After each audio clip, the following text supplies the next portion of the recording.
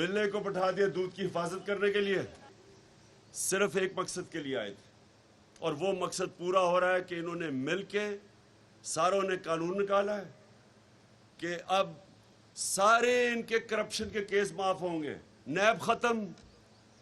F آئی اے کے اوپر اپنے لوگ، ایف آئی اے کے اندر جو ان کے اوپر کیس تھے وہ مقصود چپڑاسی والے، وہ بھی بیچارہ ہارٹ اٹیک سے گیا، وہ جو ڈاکٹر رضوان تفتیش کر رہا تھا وہ بھی ہارٹ اٹیک سے گیا، ایک جو نوید انویسٹیگیٹ کر رہے تھے ایف آئی اے میں اس کو ہارٹ اٹیک، اور ایک کوئی گلزار تھا جو بھی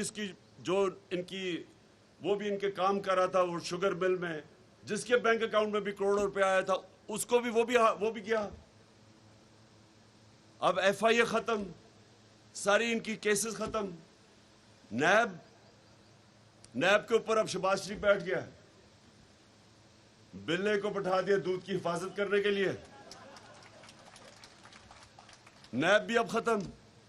سارے کیسز زرداری کے بھی ختم، جتنوں کے 10 سال انہوں نے جو دونوں نے مل کے ملک کو لوٹا تھا وہ سارے کیسز ختم، اور اب الیکشن کمیشن کے ساتھ مل کے، وہ جو الیکشن کمشنر ہے وہ ہمیں پتہ ہے کہ ہر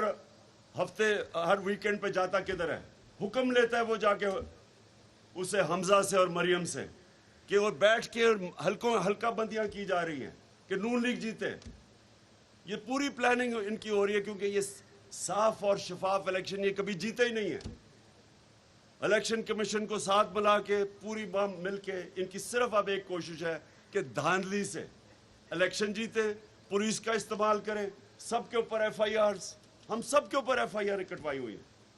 سارے ہمارے ایک بیٹھا جو سارے چکر مار رہے ہیں، ہر دوسرے دن عدالت میں جا رہے ہیں اپنی بیلیں کروانے کے لیے، کیوں؟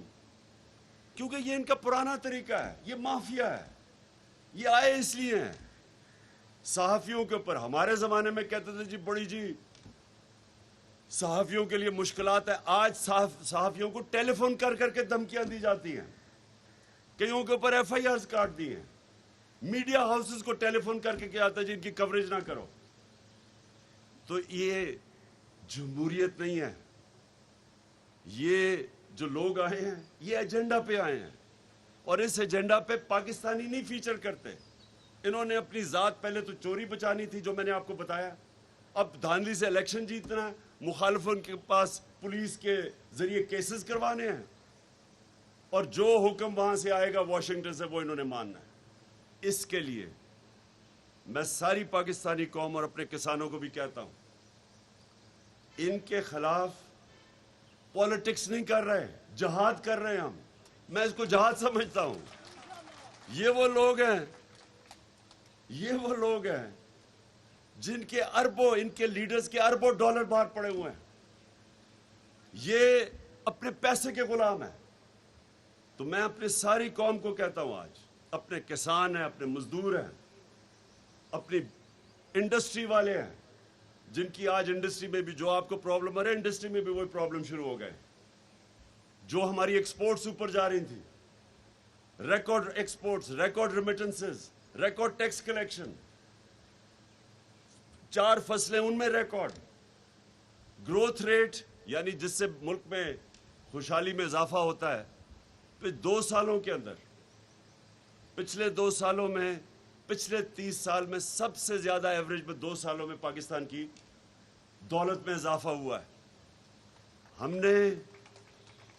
ان کا مقابلہ کرنا ہے،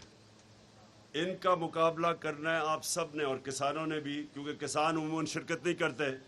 اب آپ نے میرے ساتھ مل کے ہم نے ان کے خلاف جدوجہد کرنی ہے، آزادی کی، حقیقی آزادی کی تحریک چلانی ہے۔